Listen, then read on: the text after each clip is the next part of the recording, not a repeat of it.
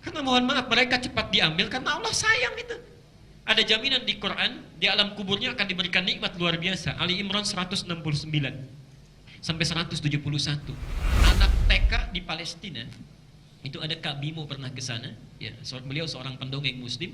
Nanti kalau yang punya siswa TK misalnya atau SD pemula, itu insya Allah coba ya kalau ada waktu itu undang Kak Bimo, itu bagus. Pencerita muslim yang ceritanya itu dikeluarkan dari Quran dan Sunnah saja. Hebat cara ceritanya, bisa meniru suara binatang, bisa meniru suara-suara yang lain, itu luar biasa, subhanallah. Dan isinya Quran. Beliau bercerita, saat saya ke Palestina, kata beliau, kurang lebih ada 2 sampai 3 fenomena yang luar biasa. Satu, itu kan mereka sedang butuh-butuhnya bantuan. Beliau datang dengan kafilah, rombongan untuk memberikan bantuan, subhanallah. Begitu datang, tidak ada satupun yang menengadahkan tangannya untuk minta. Padahal situasinya saat itu, mohon maaf, roti saja setengah potong itu mesti dibagi dengan 16 orang barangkali yang ada di keluarga. Dibagi ya, itu tapi tidak ada yang menengadahkan tangannya. Yang kedua, kalau mau minum, itu airnya, itu mesti diteliti dulu karena sudah diracun oleh pasukan Zionis, sumber airnya. Tapi nyaris tidak ada yang menengadahkan tangannya. Yang kedua, perhatikan, setelah datang ke satu TK untuk cerita, kurang lebih ada 150 orang di sana. Saat beliau datang, itu anak-anak sudah merapat menunggu, berebut mengambil saf yang paling depan.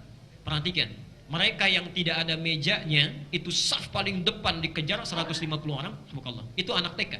Kita S1, subhanallah, S1, S2, S3 yang sudah ada mejanya di depan ditarik ke belakang. Ini anak TK ke depan, kita yang ada mejanya ditarik ke belakang. Bagian ketiga ini yang paling hebat. Perhatikan, beliau menanyakan dengan 1 sampai 3 pertanyaan. Intinya sama, jawabannya bisa beda. Satu, kata beliau, siapa di antara kalian, perhatikan, yang ingin menjadi dokter? 1 orang, 2 orang angkat tangan. Angkat tangannya pun gak tinggi karena nengok yang lain gak ada yang angkat ya. 1, 2 orang.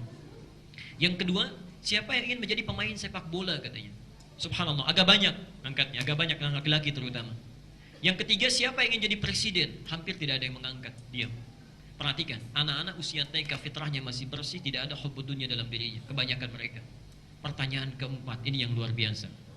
Siapa di antara kalian yang ingin syahid fi sabilillah?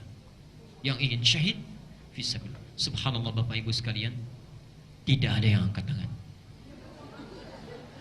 Tapi semuanya berdiri, tanpa dikomando, berdiri, dikepalkan tangannya itu. Kami akan syahid. Kami akan syahid. Saya akan susul ayah saya duluan. Saya akan kejar paman saya. Saya yang pulang duluan. Itu anak TK. Anak TK. Subhanallah. 150 orang anak TK. Subhanallah. Jadi Qurannya sudah hafal.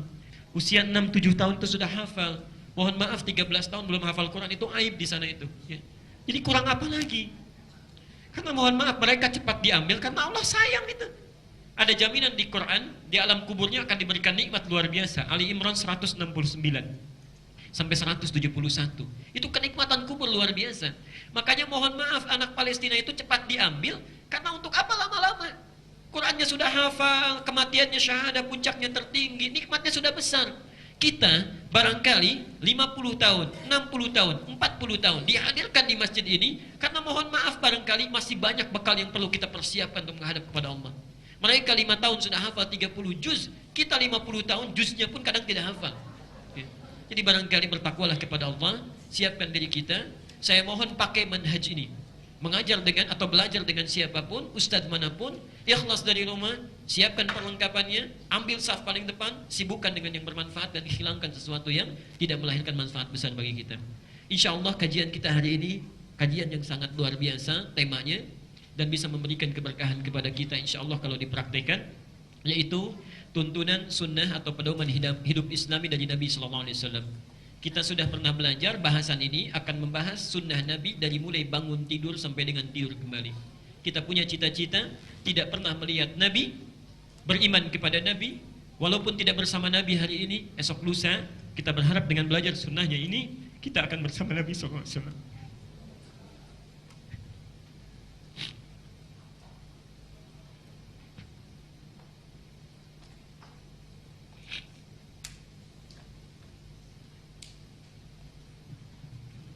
Saya ingat satu hadis ya.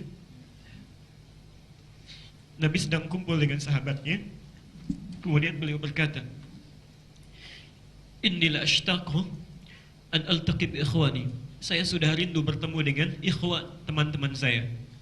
Sahabat berkata, awalasna ikhwanik? Ya Rasulullah, bukankah kami teman-temanmu? Perhatikan. Kata Nabi, lastum ikhwani, antum ashabi. Kalian bukan ikhwan saya, tapi kalian sahabat saya. Ikhwani, teman-teman saya itu, humul ladzina amanu bi walam yarawni. Mereka yang yakin percaya dengan saya, tapi belum pernah melihat saya. Kalau Nabi saja begitu rindu berjumpa dengan kita, apalagi kita. Ya. Subhanallah. Karena itu bertakwalah kepada Allah, ikuti sunnah Rasulullah, dan ini diantara cara kita untuk bisa berjumpa dan hidup dengan Nabi SAW. Beliau sudah mengatakan di hadis lain riwayat At-Tirmidzi, man ahabba sunnati faqad ahabbani. Siapa yang mencintai sunnahku, sungguh dia telah mencintaiku. Wa man ahabbani kana ma'i fil jannah. Dan siapa yang mencintaiku pasti bersamaku hidupnya di surga. Pasti bersamaku. Jadi mari kita perbaiki, bangun tidur sesuai sunnah Nabi, ke toilet sesuai sunnah Nabi, makan kita seperti sunnah Nabi, sholat kita seperti sunnah Nabi. Dengan itu mudah-mudahan tidak berjumpa di dunia, tapi bisa tidak terpisahkan di surga bersama Rasulullah SAW. Allahumma sholli